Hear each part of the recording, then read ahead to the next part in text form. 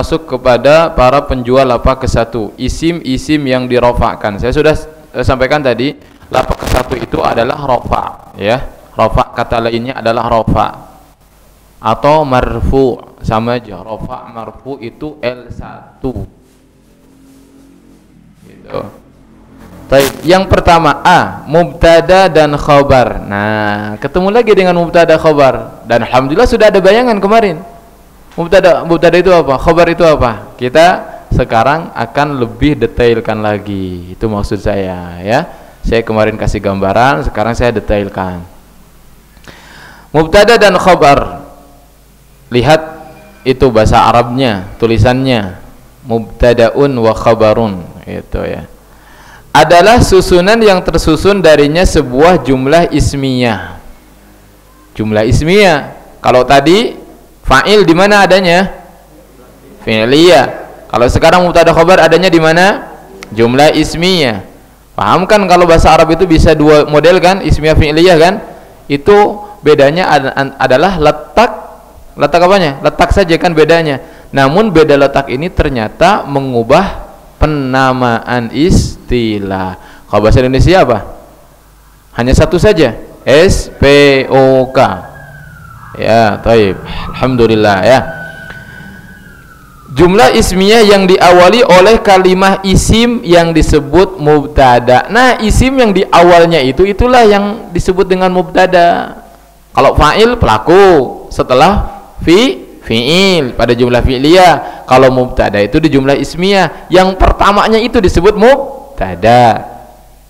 Kemudian disusul oleh kalimah penyempurna. Contoh, Muhammad ganteng. Yang menyempurnakan Muhammadnya itu gantengnya. Gantengnya, khobarnya. Saya seorang dokter. Mana penyempurnanya? Seorang dokter. Itu khobar, informasi. Khobar itu kan sudah jadi bahasa Indonesia. Saya nggak dapat khobar, nggak dapat informasi maksudnya kan. Nah, coba direnungi, itu informasi itu. Muhammad, kenapa Muhammad? Seorang dokter. Muhammad, kenapa Muhammad? Pergi umrah. Pokoknya istilah yang menyempurnakan itu disebut khabar. Baik itu satu kata ataupun banyak kata. Ya, pokoknya kita harus bisa merasakan kalau itu adalah khobar informasi.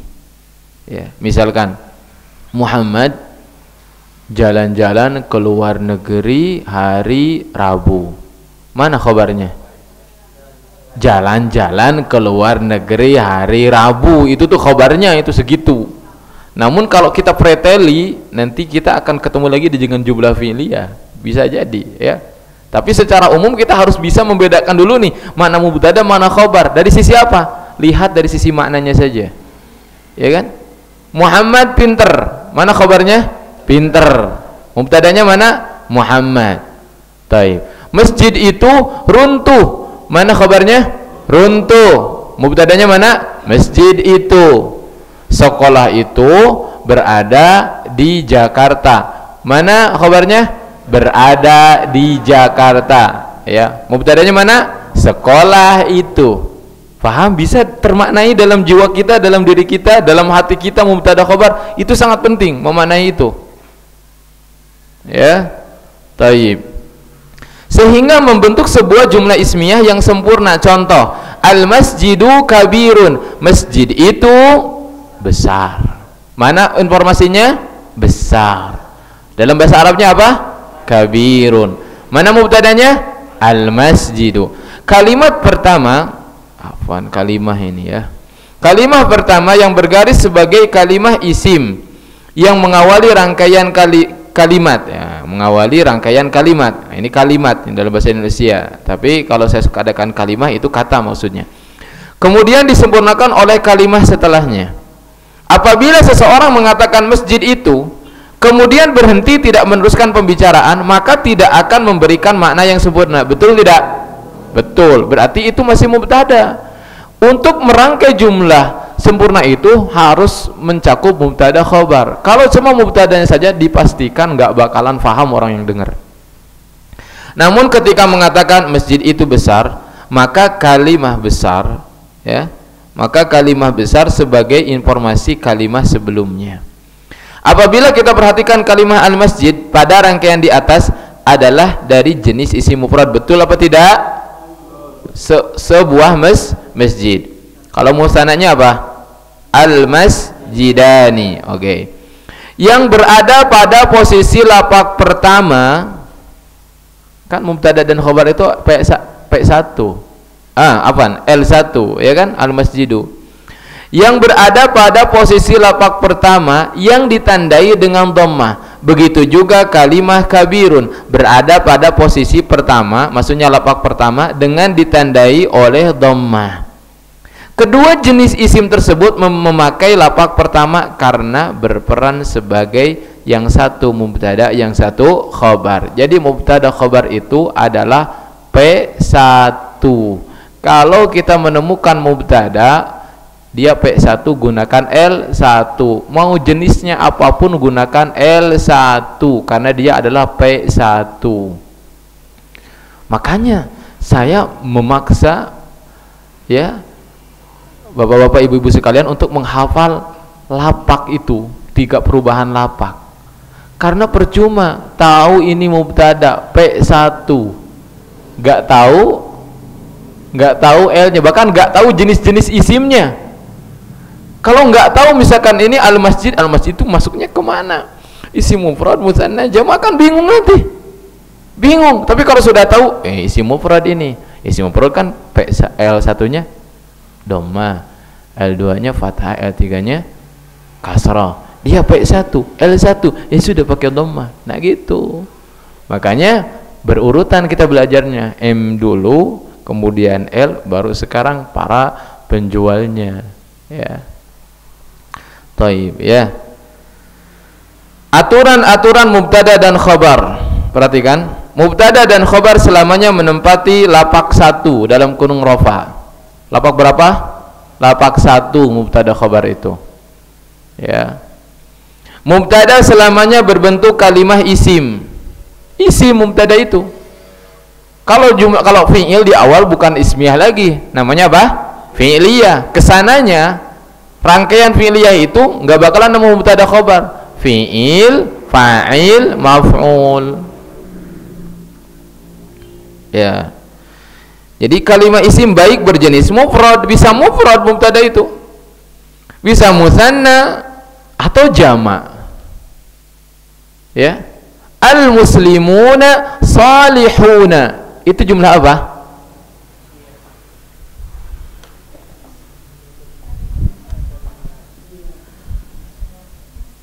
Orang-orang muslim itu soleh-soleh. Ini jumlah apa? Isim di awal disebut tak dulu. Mubtada sama dengan P berapa? Gunakan L berapa? Jenisnya apa? Jamak mudzakkar salim. L1-nya bunyinya apa? Al-muslimun. Kan gitu. Ya. Udah? Taib. Ya, jadi jangan orang-orang muslim itu soleh kemudian kita katakan al-muslimina, salah. Jangan al-muslimina, al-muslimuna, karena dia adalah mubtada P1 harus gunakan L1 bunyinya al-muslimuna. Paham? Alhamdulillah ya. Taib. Ini lihat dari jamak, jenis jamak. Kalau dua orang muslim itu soleh-soleh, gimana bunyinya? Oh bagus, al-muslimani, masya Allah, udah bisa dong ya, alhamdulillah. Begini, betul. Kalau para muslimah itu soleh-soleh gimana?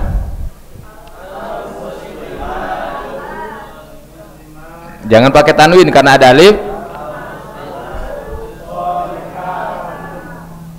Solihatun. Kalau ini pakai tanwin karena nggak ada alif, tinggal begini aja. Ya. Sekarang tahu kenapa nggak pakai gini atau nggak pakai gini? Karena pakai duanya gini ya, dapat ketiganya gini kan? Ya. Kenapa nggak solihatin? Sekarang tahu kan? Karena ini sebagai mubtada, ini sebagai mubtada dan khabar, dua-duanya P1. P1 harus gunakan L. Oh, masukkan L1. Ya. Baik. Kan kalau orang nggak dengan metode begini, ketika dibaca al-muslimuna pakai metode jurumiyah, al-muslimuna itu mubtada. Mubtada dia nggak tahu mubtada itu apa. Ya kan? Karena dari awal dia nggak dibedakan jumlah ismiyah dan fi'liyah. Mubtada itu marfu itu kayak gimana marfu? Iya marfu'un wa alamatu raf'ihi dhammatun li'annahu ya. Begitu. Khabar marfu. Ya. Dia enggak tahu istilah marfu itu maksudnya kemana, pemakaian marfu mansub itu apa, karena langsung pakai istilah bahasa Arab. Tuh enggak? Pakai istilah bahasa Arab. Ya. Nah, kalau metode ini pakai istilah ini dulu, ya. L1, L2, L3. Ya, walaupun kesananya harus berusaha pakai istilah bahasa Arab ya. Ya, L1 itu rafa, L2 itu nasab, L3 itu khafad. Bagus. Khabar memiliki dua keadaan. Mana khabarnya di sini? Salihuna atau salihatun atau salihani, itu khabar. Khabar memiliki dua keadaan. A, kalimah isim, diistilahkan juga dengan khabar mufrad, non jumlah. Ini kayak gini nih, kayak gini tuh, ini cuma satu doang, ini ya, ini satu doang ininya, non jumlah. Kalau jumlah itu kan satu tambah satu kan banyak kan, jumlah itu kan rangkaian, jumlah itu ismiyah fi'liyah. Kalau ini khobarnya ini cuma satu kata, bukan dua orang loh ya, satu kata. Kan satu kata itu bisa menunjukkan satu orang, dua orang, atau banyak. Satu kata, ingat, satu kata. Ini berapa kata? Ya satu. Ini berapa kata? Ya satu. Ini berapa kata? Ya satu. Ini dua orang, ini banyakan, ini juga banyakan. Yang solihun juga satu orang, ya satu kata. Ngerti satu kata? Bedakan antara apa tuh? Ya, isinya banyak dengan satu kata. Ini satu kata. Satu kata itu bisa yang menunjukkan satu orang, dua orang, atau banyak. Kalau khobarnya cuma satu kata dari isim, itu yang paling mudah. Ya, maka ketentuannya harus mengikuti mubtada. Jika mubtada dalam bentuk mufrad, maka khobar juga mufrad. Jika mubtada musanna maka atau jamak, maka khobar harus musanna atau jamak. Makanya ini. Kalau saya katakan al-muslimu salihani, salihuna, atau salihun? Salihun, karena kan satu orang, ya kan? Ini khobar kalau dia cuma satu kata, ngikut ke sini.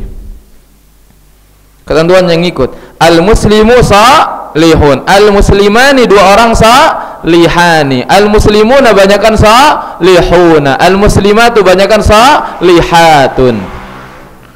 Jadi khabar itu ngikutin mubtada. Kan kabar itu harus ngikutin yang dikabari. Kalau enggak ngikut berarti bohong.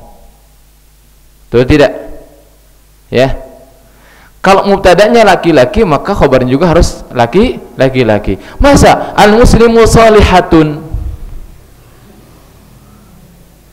al-muslimu salihani, katanya satu orang al-muslimu, tapi ketika khabarnya maka jadi dua orang. Dari mana ini?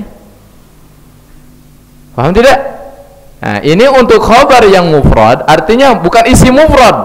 Ini beda lagi nih. Kasih bulletin. Nanti bingung nih. Khabar mufrad non jumlah, saya udah kasih kurung non jumlah. Mufrad di sini karena merujuk kepada bahasa ya. Kalau isim mufrad, isim tunggal.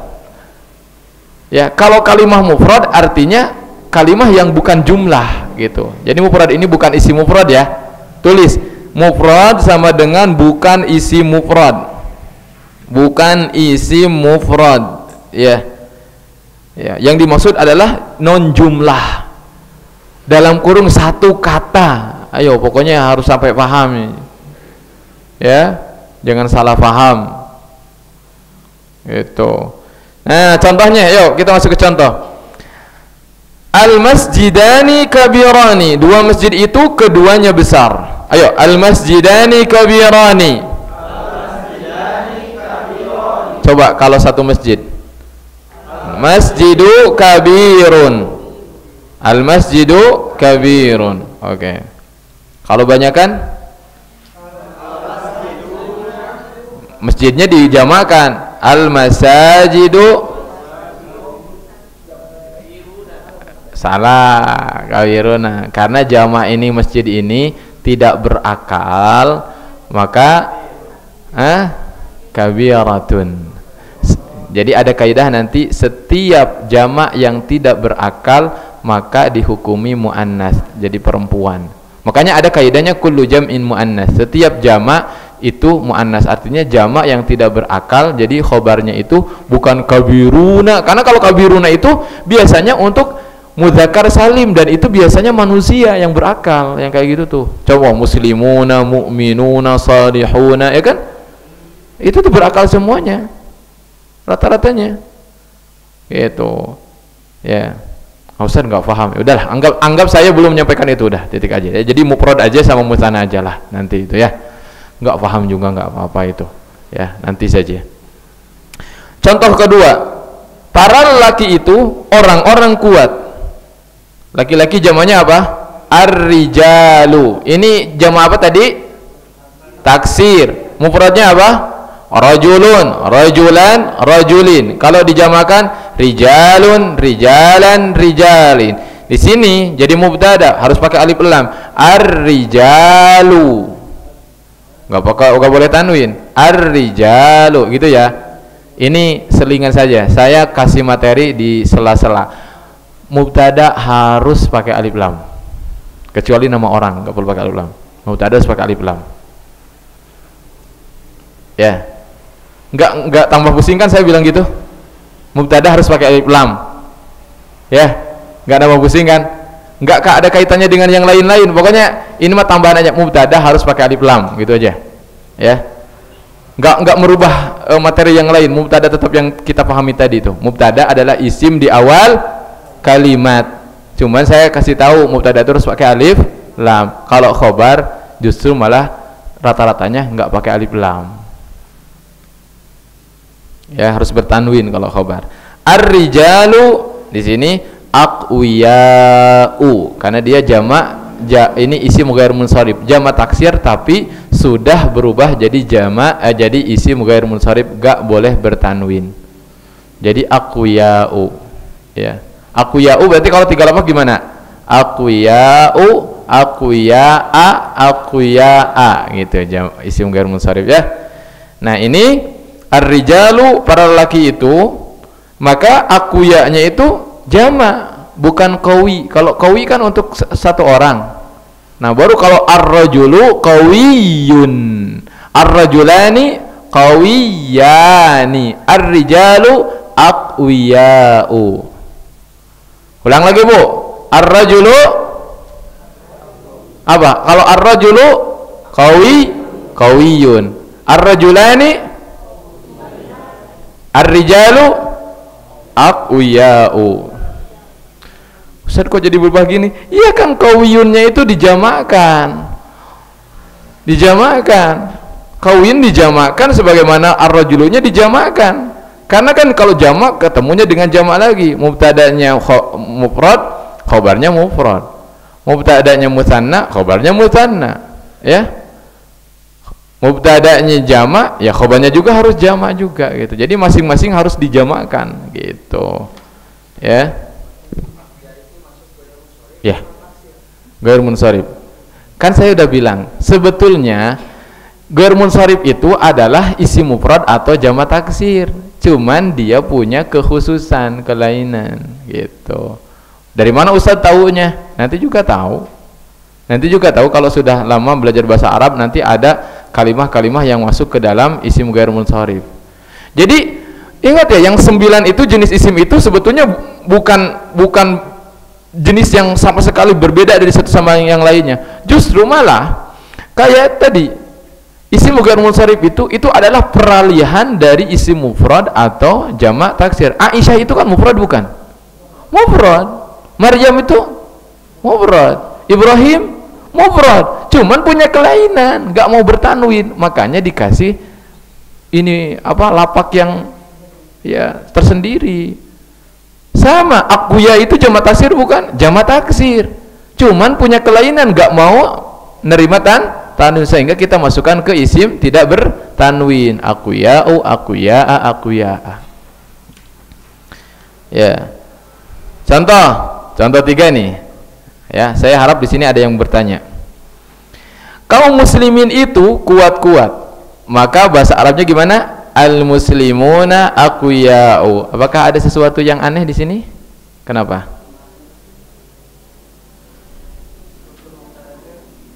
Apa? Kenapa?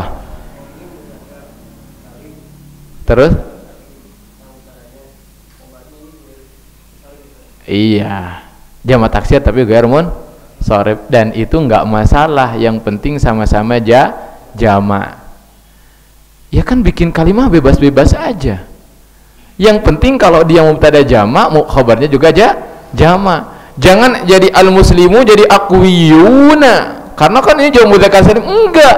Ikutin qawiyun jamaknya jadi apa gitu ya. Paham tidak? Ibu-ibu, paham enggak?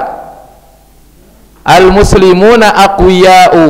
Al-muslimuna kan jamak mudzakkar salim. Aqwiya itu jamak taksir, namun sudah beralih ke isim tidak bertanwin, jamak taksir lah. Kan yang penting terpenuhi syaratnya, sama-sama jamak gitu. Gak masalah mubtadanya jamak mudzakkar salim, ya. Kalau ininya khabarnya jamak taksir gak masalah. Kenapa? Ya justru itu kita memberikan haknya. Masa qawiyun yang tadinya aqwiya'u harus diikutkan ke jamak mudzakkar salim, kan itu jadi apa, mengubah kepribadian dia, dan nggak ada qawiyun bukan qawiyun tapi akuya, jadi akuya ya gitu ya. Tayyib. Pada contoh 1, ketika lafaz mubtada itu musanna maka khabar mengikuti bentuk musanna. Sedangkan pada contoh 2 dan 3, ketika mubtada dalam bentuk jamak maka khabar pun dalam bentuk jamak meskipun tidak terikat jenis jamaknya. Tapi disesuaikan dengan bentuk jamak khabar tersebut ya. Kalau mubtadanya jamak mudzakkar, yang penting khabarnya jamak juga meskipun dia ke jamak taksir gitu. Tapi saya pastikan ya wallahu alam, kalau misalkan jamak muannas salim mungkin enggak, misalkan khabarnya jamak mudzakkar salim, kayaknya enggak deh, kayaknya ya enggak ketemu kalau itu. Biasanya kalau ketemu itu jamak mudzakkar dengan jamak taksir. Soalnya apa? Jamak taksir itu lebih umum. Jamak taksir itu bisa dari yang muannas, bisa juga dari yang mudzakkar jamak taksir itu. Contoh madrasatun muannas apa mudzakkar? Dijamakkan jadi apa?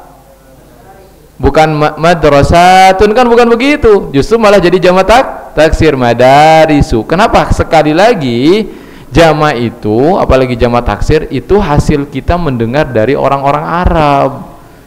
Jadi bukan kita yang ngatur, mereka yang ngatur. Paham tidak? Ya? Gitu. Seperti itu ya. Nah, B-nya khabar ya. Lihat khabar. Tadi kan ketentuannya khabar memiliki 2 keadaan, A kalimah isim yang A kalimah isim ya. Yang kedua, B khabar dalam bentuk jumlah rangkaian. Walah, ini rangkaian. Baik ismiyah atau fi'liyah, ini yang ditanyakan kemarin. Ada fi'liyah di dalam ismiyah. Kok usah ada fi'liyah dalam ismiyah? Fokus. Apa saya bilang? Ada fi'liyah di dalam ismiyah atau ada ismiyah di dalam ismiyah. Fokus ibu-ibu. Ada, ulang lagi. Ada ismiyah di dalam ismiyah. Ada fi'liyah di dalam oh, itu. Apa itu ada ismiyah dalam ismiyah, ada fi'liyah di dalam ismiyah? Sekali lagi, kalau khobarnya mufrad itu paling gampang. Kalau khobarnya satu kata paling gampang. Muhammadun jamilun, Muhammadani jamilani, Muhammaduna jamiluna mungkin ya. Ya, taib. Sekarang ismiyah di dalam ismiyah atau ismiyah di dalam fi'liyah. Ya, lihat contoh khobar jumlah ismiyah. Jadi khobarnya tuh jumlah ismiyah lagi. Jadi ismiyah di dalam ismiyah. Lihat, Zaidun akhuhu salihun. Kayak matematika ini kayak ginian ya. Ada duku dalam kurung kan, matematika juga ada plus gitu kan. Lihat, si Zaid ini apa nih? Isim di awal kalimat mubtada. Berarti kita ingin mendapatkan khobarnya tentang si Zaid. Kenapa si Zaid? Kenapa si Zaid? Kita tunggu khobarnya. Kita tunggu khobarnya. Oke. Ternyata setelah ditunggu khobar, malah khobarnya ini dari ismiyah. Akhuhu salihun. Saudaranya dia soleh. Yang soleh itu si Zaid apa saudaranya? Saudaranya, makanya bener nggak? Kan kalau yang umrah itu gini, Zaidun salihun, itu kan gampang, si Zaid soleh, ya nggak? Kalau ini Zaidun, kita udah mau dengar temennya atau saudaranya Zaid soleh, gitu ya. Kan seharusnya kalau mau kayak gini udah aja gini lah, Akhu Zaidin soleh, ya nggak? Atau soleh di sini bisa bermakna soleh bager ya, atau soleh si soleh gitu ya, ya kan? Nggak masalah kan? Ya sama aja. Zaidun saudaranya itu orang yang soleh misalkan, atau Zaidun saudara Zaid itu adalah si soleh, kan gitu. Ini kan ismiyah ini. Tanda ismiyah ini menjadi kalimat sempurna. Hanya saja hu-nya saja ini harus yang masih ambigu ini. Tapi kan kalau selama sudah ada kata Zaid, berarti kita tahu bahwasanya hu di sini adalah Zaid, saudara Zaid. Kalau kita terjemahkan saudara Zaid adalah soleh, ismiyah bukan ini? Ismiyah. Saudara Zaid, koma, ini mubtadanya, khobarnya si soleh. Ini rangkaiannya begini, bertumpuk-tumpuk. Si Zaid mubtada, P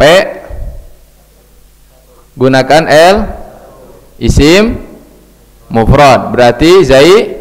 Bagus, sudah dapat mubtada? Sudah. Ketika kita mau melangkah mau ke khobar dia, ternyata khobar dia itu akhuhu salihun, saudara Zaid soleh. Berarti yang si soleh ini Zaidnya atau saudaranya? Saudaranya. Dan ini tuh jumlah ismiyah ini tuh, ya, jumlah ismiyah. Maka ketika kita mau mengurai ini, jangan langsung katakan akhuhu khobar. Khobar mana? Ya, akhu ini bukan khobar dia, bukan khobar Zaid. Zaid saudara. Ya, gimana? Kita ini sedang ini sebetulnya mau fokus ke si soleh, sehingga ini tuh kita dibuat lagi jumlah ismiyah. Jadi ini simpen dulu ya, buang dulu gitu loh. Makanya ismiyah dalam ismiyah, ketemu ismiyah saudara Zaid akhu, berarti dia mubtada lagi kan, karena Zaidnya kita buang dulu, soalnya ada ismiyah di dalam ismiyah. Maka ismiyah yang ini si Zaid buang, taruh di sini ya. Mubtada, ini mubtada nih, mubtada buang, taruh sini. Di sini akhu Zaidin, akhu Zaidin. Kalau kita takdiran akhu Zaidin, dia adalah mubtada. Dia mubtada P berapa? P1. Pakai L berapa? L1. Jenisnya apa? Formasi 5. Formasi 5, L1 nya bunyinya akhu, bukan akho, bukan akhi. Akhu Zaidin, saudaranya Zaid. Nah, ini kalau Zaid nanti ini P3 ini. Ya, tapi nanti ya, nanti. Ini aja dulu kan akhunya. Kan yang kita tahu kan akhu kan, formasi 5 kan? Akhu. Akhu Zaidin ini sebagai apanya? Khobar. Bagus. Khobar. Khobar apa P berapa? L berapa? bunyinya salihun. Udah begini. Zaidnya kembalikan ke sini. Balik lagi, ini sudah di-i'rab, tadi sudah diuraikan, baru Zaid kan belum dapat khabar. Iya enggak? Zaid kan tadi baru disimpan ke sini mubtada. Kita kan ini khabar dia. Baru nyimpen, malah kita tadi mulai lagi mubtada lagi, soalnya ismiyah dalam ismiyah. Baru setelah itu akhu Zaidin wa jumlatun ismiyatun, dan rangkaian ini, jadi kita ambil global, dan rangkaian ini itu adalah sebagai P1 khobarnya si Zaid. Udah begitu. Kayak pelajaran apa ini? Begini. Hah? Apa sih pelajaran apa? Udah enggak? Kayak pelajaran matematika. Nah ini, bayangkan kalau orang enggak ya Masya Allah ya, berarti paham, berarti antum itu paham ya, bisa langsung ngerti gitu, nggak kendala saya ngejelasin ini, serius ya, serius. Belum tentu orang paham sih saya jelasin begini. Nanti kita akan ketemu fi'liyah di dalam ismiyah, nantikan ya, ismiyah fi'liyah di dalam ismiyah. Ayo, ini kan ismiyah di dalam ismiyah. Sekarang fi'liyah di dalam ismiyah. Ya. Jangan dikait-kaitkan dengan yang tadi. Yang tadi yang sebelumnya itu mah gampang, udah semuanya itu gampang. Ya, modal-modal, terus lapak-lapak, mubtada khobar, yang biasa, yang mufrad itu gampang. Kalau bahas ini, kalau pusing ini bilang ini aja yang pusing, jangan yang lain jadikan pusing. Saya enggak mau itu. Saya jadi pusing nahu. Ini doang kan yang pusing, yang tadi enggak kan? Ya udah, ini doang yang pusing, enggak apa-apa yang ini pusing. Ya. Toh juga saya enggak minta harus paham hari ini. Ya harus bersyukur. 2 hari udah bisa ngebahas ini. Ya. Orang harus 2 tahun. Saya bahas khobar, itu khobar di dalam ismiyah, di dalam ismiyah. Coba yang pernah pesantren saya ya.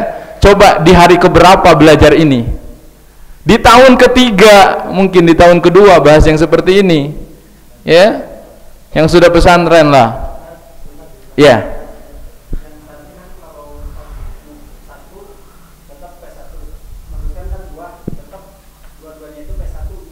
Jadi tetap ini kan nggak bisa, ini kan sepaket khobarnya si Zaid, jadi gitu ya cara ngatasinya itu.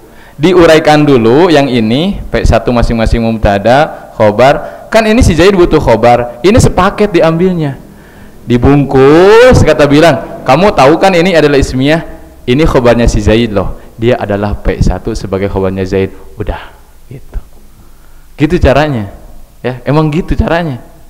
Jadi dia setelah ketahuan rinci, bungkus kayak paket ya, akhu Zaidin itu dibungkus karena ini pengen khobarnya si Zaid nih, belum ketemu. Terus dia bilang, kamu tahu nggak isinya apa? Tahu, ismiyah. Nah ismiyah ini adalah khobarnya si Zaid nih, khobar P1.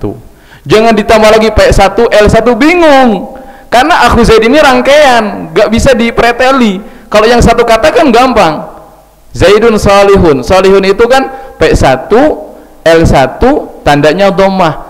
Kalau yang akhu Zaidin kan banyak katanya, kita mau ngambil yang mana? Bingung, kebingungan nih ahli bahasanya. Udah dia jadi dipaketin gitu ya, dipaketin. Ini jangan banyak tanya, jangan banyak tanya. Ini adalah rangkaian khobarnya si Zaid P1. Udah nih Zaid nih, gitu ya. Jangan tanya-nanya, jangan nanya-nanya syubhat ya, pengen di ini, jangan ya, saya juga nggak ngerti. Udah gitu aja sampai sana. Sekarang ada fi'liyah di dalam ismiyah. Apa di sini contohnya?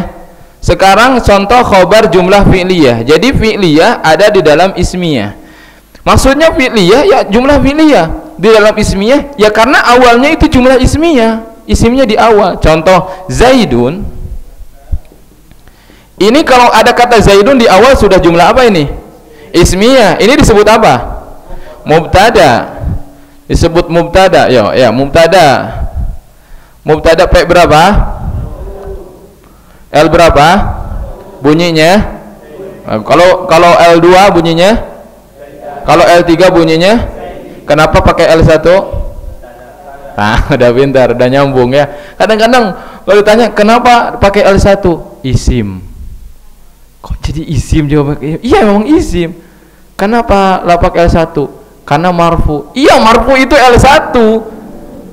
Karena mubtada. Karena mubtada itu dia P1. P1 harus gunakan L1 gitu. Nyambung. Sekarang ini ada Zaidun. Tiba-tiba ada jumlah fi'liyah. Kan memang lumrah. Si Zaid ganteng. Si Zaid pergi ke pasar. Pergi ke pasar kan perbuatan. Itu fi'il. Berarti khobarnya itu jumlah fi'liyah. Mau yang dicontoh? Dicontoh aja ya. Zaidun mata abuhu. Si Zaid ayahnya meninggal. Yang meninggal siapa? Ayahnya, bukan si Zaid. Jadi makanya yang meninggal ini mata ini. Bukan ini yang meninggal itu, ini. Zaid, ayahnya meninggal. Yang meninggal siapa? Ayahnya Zaid, bukan Zaidnya yang meninggal, ayahnya. Berarti kan mata itu kan fi'il. Meninggal pekerjaan bukan? Pekerjaan siapa? Malaikat maut.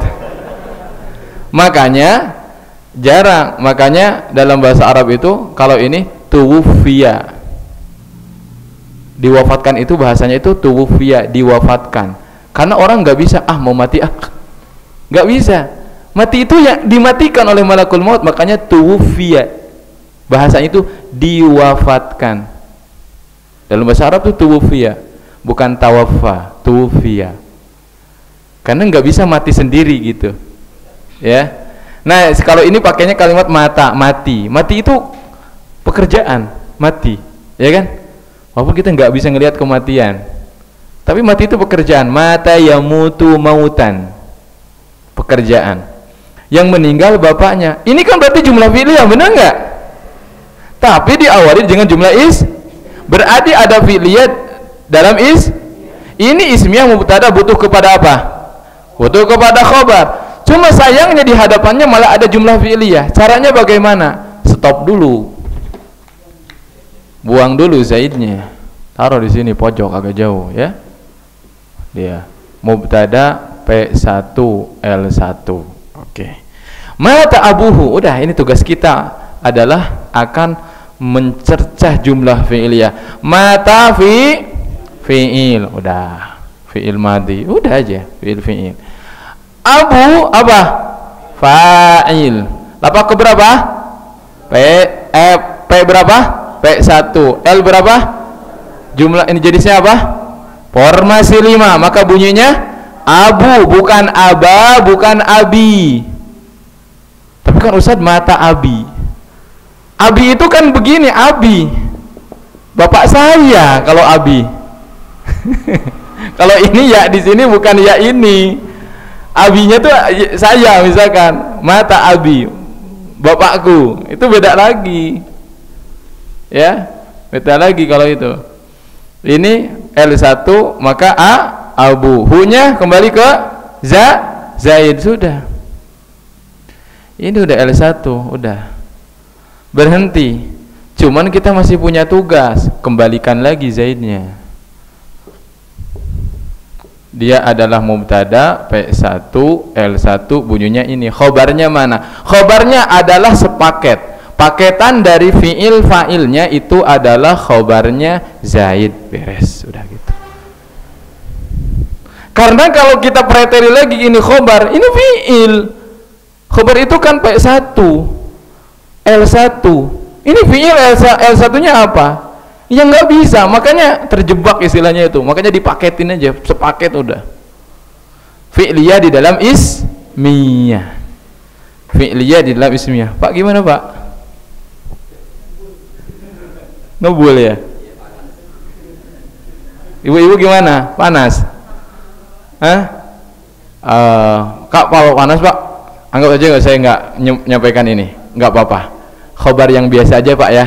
Nanti khobar yang ini nanti dipikirin lagi Pak ya. Ya, yang tadi masih ini kan nyambung kan?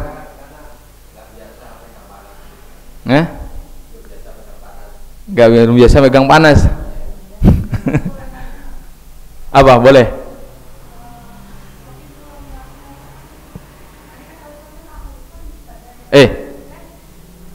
Iya. Iya.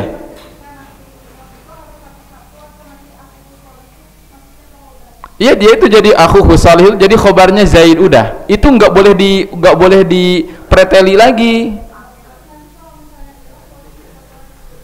Ya, jadi i'rabnya itu caranya gitu. Kalau saya i'rab ya begini. Nih, saya perhatikan nih, ya.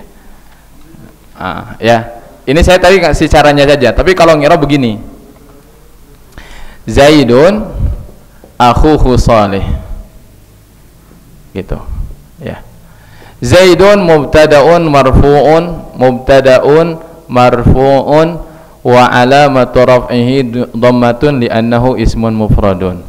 Taroh. Akhuhu salihun, akhu mubtada'un, bukan khabar karena ini ismiyah lagi.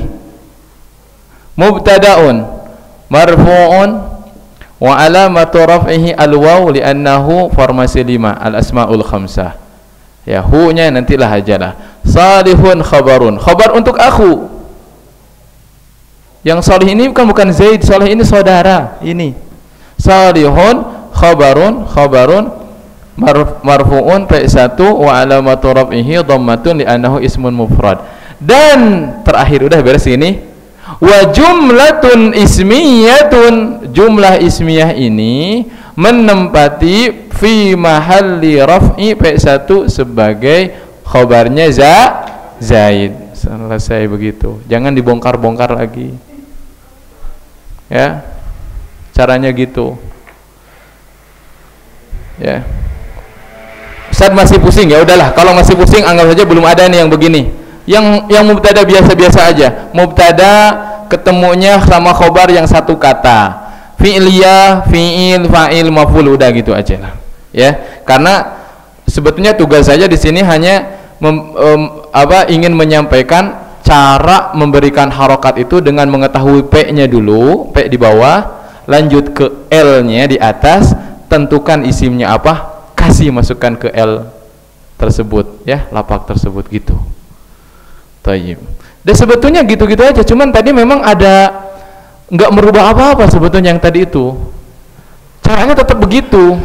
Cuman ya tadi saja agak bingung itu, iya itu masalah ismiyah di dalam ismiyah, fi'liyah di dalam ismiyah. Jadi kalau fi'liyah di dalam ismiyah kita harus mengi'rab fi'ilnya dulu, ada fa'ilnya. Oh, apa tadi? Mata abuhu itu fa'il kan? Bukan khobar loh. Mata abuhu, abu itu adalah fa'il. Fa'ilnya dari mata, fa'il. Makanya kenapa ketemu dengan fa'il Ustaz di ismiyah? Soalnya itu ada fi'liyah, fi'liyah dalam ismiyah. Jadi fi'liyahnya dulu yang kita ini uraikan gitu ya. Tayyib. Kemudian berikutnya, ini jam berapa ini ya? 10. Oke, harusnya udah masuk ke fi'il. Nggak apa-apa ya. Bang, kita masih lanjutkan lagi ini. Yang kedua, atau ini masih ada ketentuan. Apabila mubtada bentuknya mudzakkar, maka khabarnya berbentuk mudzakkar. Demikian juga apabila muannas. Rajulun salihatun atau salihun? Salihun. Kalau al-mar'atu salihatun. Kalau muannas khabarnya muannas. Kalau mudzakkar mubtada maka khabarnya mudzakkar. Ya. Yang berikutnya B fa'il. Ya. Itu ada contoh tadi, Umaru talibun, Aisyatu talibatun. B fa'il. Fa'il kan sudah ya. Tapi kita bahas lagi. Fa'il. Isim yang terletak setelah fi'il. Paham ya? Alhamdulillah. Sebagai pelaku pekerjaan dalam bentuk kalimah aktif. Tahu kalimah aktif dan pasif? Aktif tahu? Coba, contohnya aktif gimana? Saya sedang tidur. Enggak, kalau itu mah pernyataan itu mubtada khabar itu. Saya tidur, ana naim. Saya memukul tembok, itu aktif. Pasifnya? Tembok dipukul saya, ya. Paham enggak? Jadi fi'il, fa'il, maf'ul itu adanya dalam kalimat aktif. Maklum, baik memakai kalimah yang memiliki makna langsung zahir atau kata ganti dhamir. Ya, contoh fa'il dengan kalimah langsung ya, yaitu zahir. Jadi langsung ke orangnya. Anak kecil itu sedang memakan roti. Ya'kulul waladu ar-raghifa. Ya'kulu kan makan ya. Ini jumlah apa? Ya'kulul waladu ar-raghifa? Fi'liyah. Fi'ilnya mana? Ya'kulu. Al-waladunya sebagai apa? Fa'il. P berapa? P1 gunakan L1, maka tandanya dhammah ya. Pakainya pakai dhammah karena ini kan mufrad. Al-waladu anak kecil itu isi mufrad, ya pakainya dhammah. Ar-raghifa roti. Nah, ini belum ya.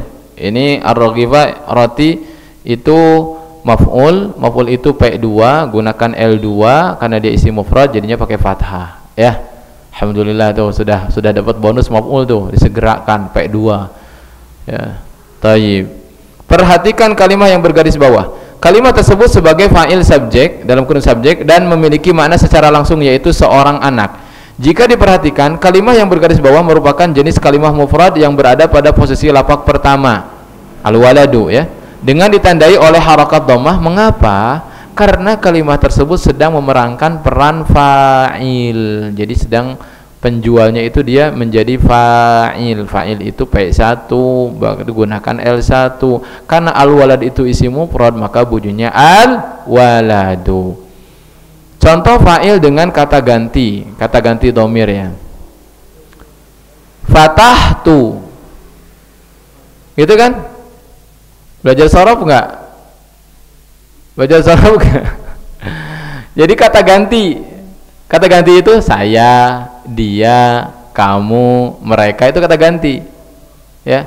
Kalau misalkan nama saya Muhammad misalkan, maka fataha Muhammadun kan gitu ya. Tapi nggak mungkin masa ngomongin sendiri pakai nama ya kan. Ya saya membuka lah pakai saya ini apa, saya punya nama kan, tapi kenapa pakai saya? Berarti kata ganti. Kamu membuka, kamu itu kan pasti ada namanya kan. Nah, kalau nama itu isim langsung itu namanya zahir, langsung ke orangnya. Kalau dhamir itu kata ganti, pakai kata ganti. Ini juga bisa fatahtu, tu itu saya, tapi pakai kata ganti saya. Sebetulnya saya punya nama, cuma pakai kata ganti fatahtu. Berarti pelakunya mana di sini? Tu di sini ya. Nah, gitu. Sok. Tu P berapa? P1. Harus L berapa? Berarti harus tu gitu. Kalau L2-nya fatahta. Itu udah beda makna lagi. Makanya kejebak. Karena tu ini bukan isim yang untung. Kita itu kalau ngi'rab itu L1, L2, L3 itu adalah untuk isim-isim yang untung, yang bisa berubah. Kalau tu itu dhamir, nggak bisa berubah, kayak huwu nggak huwi, tapi huwa tetap. Maka tu itu selamanya tu.